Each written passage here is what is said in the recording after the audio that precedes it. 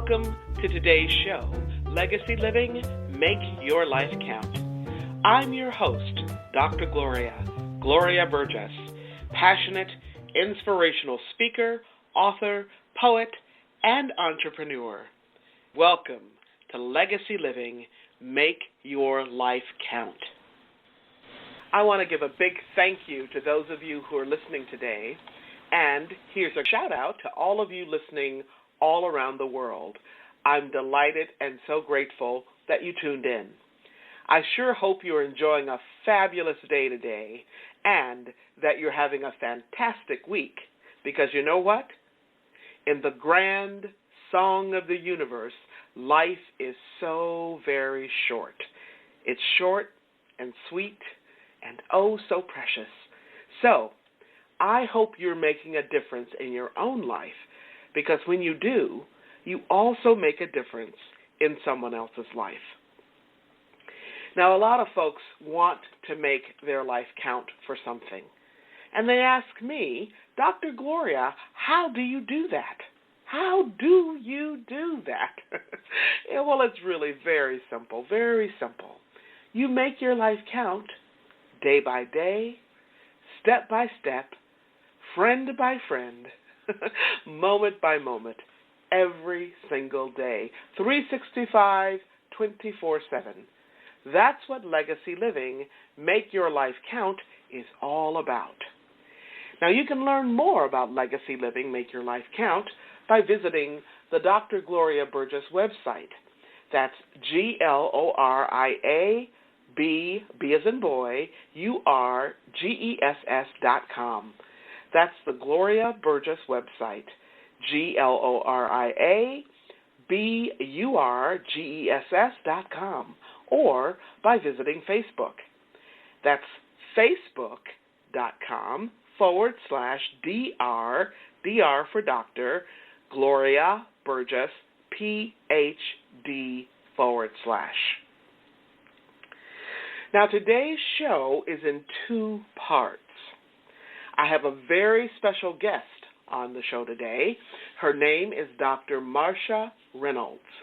Marcia is a person who makes a difference in her own life and in the lives of so many others throughout the world, through her writing, her coaching, and her speaking. In fact, Dr. Reynolds is the go-to expert on holding difficult conversations.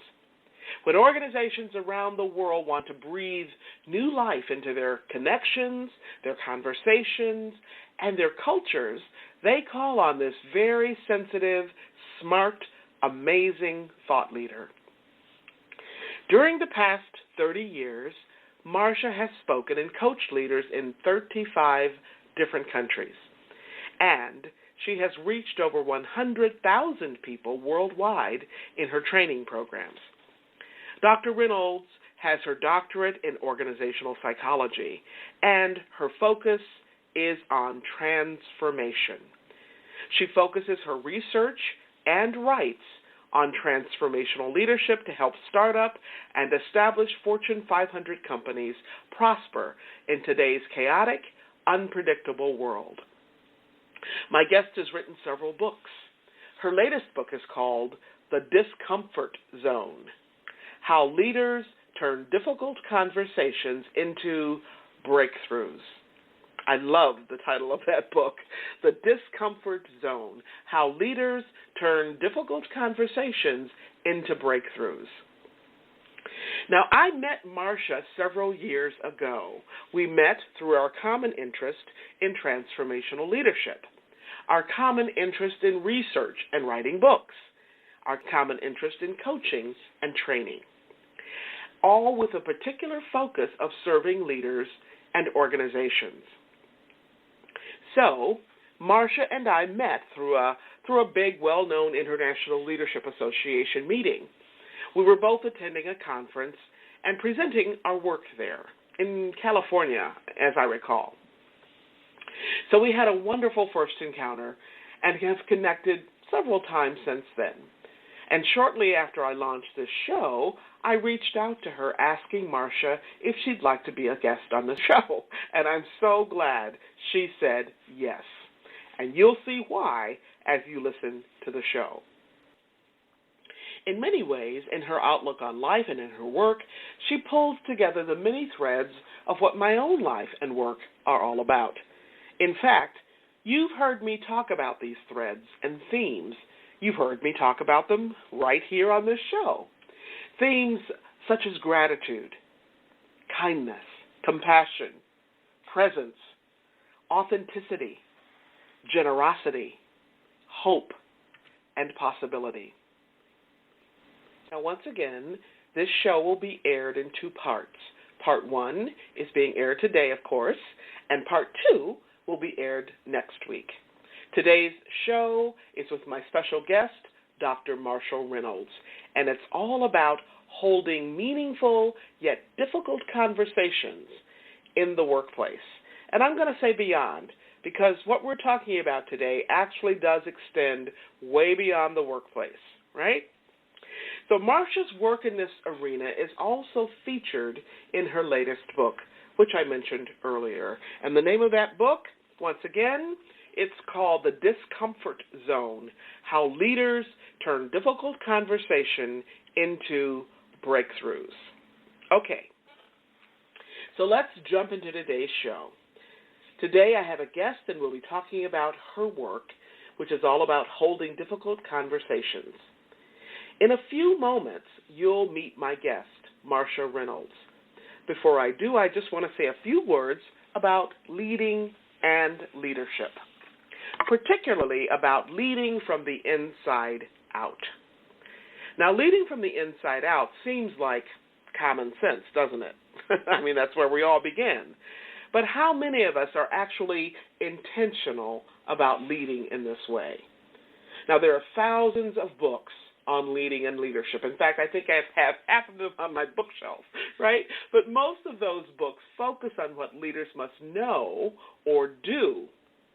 They focus on what leaders must know or do to ignite, influence, and inspire others. So before I go any further, I'm going to hit the pause button because a lot of us are confused about what leading means or who can actually be called a leader.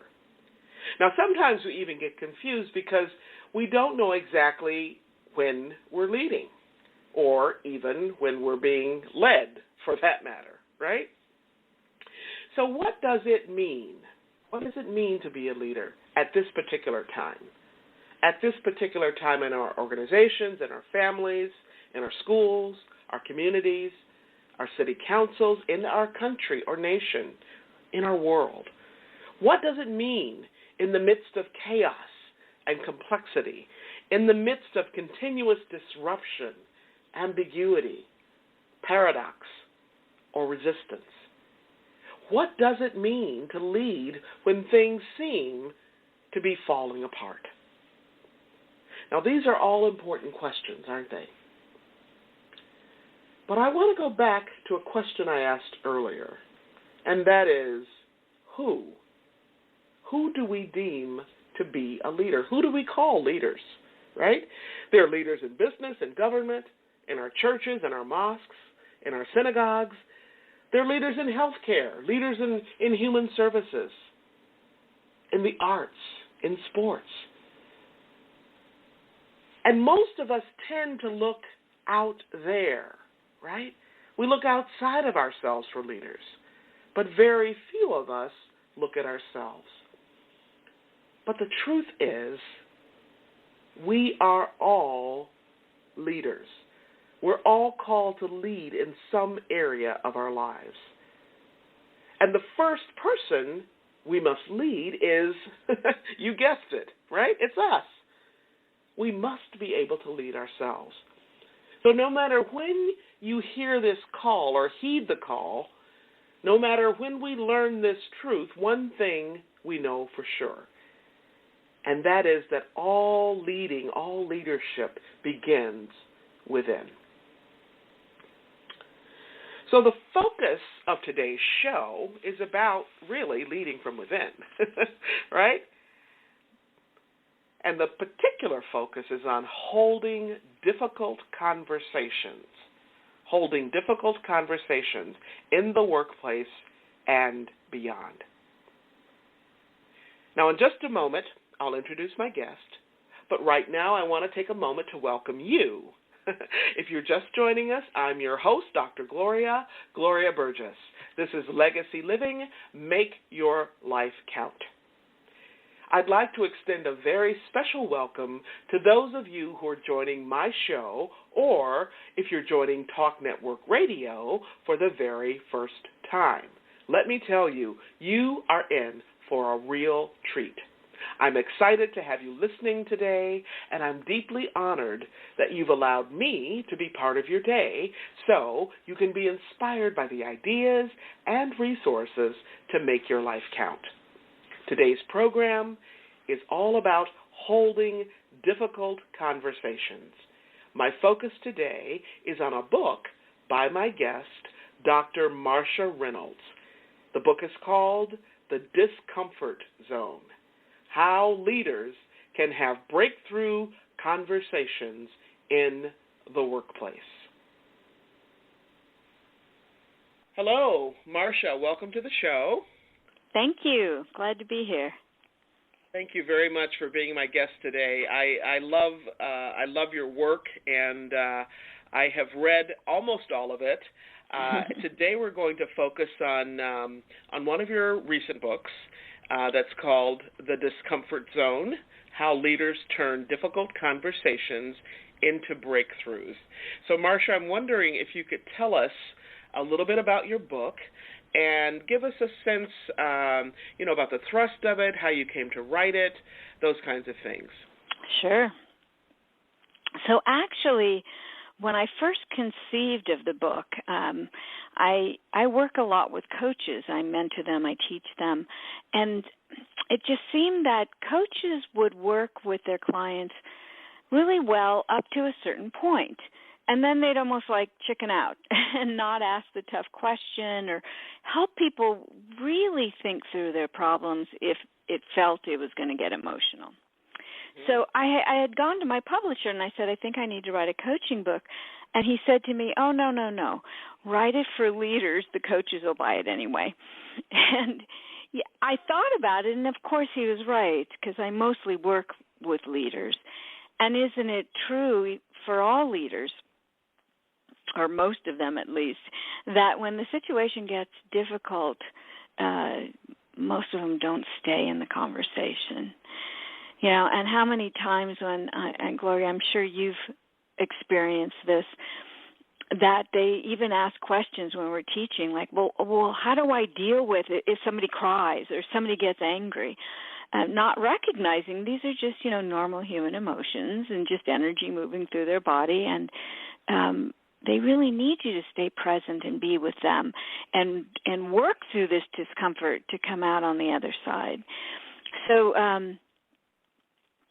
it started there, just with the idea that maybe I should write this with leaders in mind, and then it's taken on a life of its own as I've come to really work with leaders on how to deal not with just difficult situations, but with emotions, human emotions that are always present in our conversations. Okay, thank you very much. And so when you talk about leaders, for our listeners, Marcia, who are you talking about?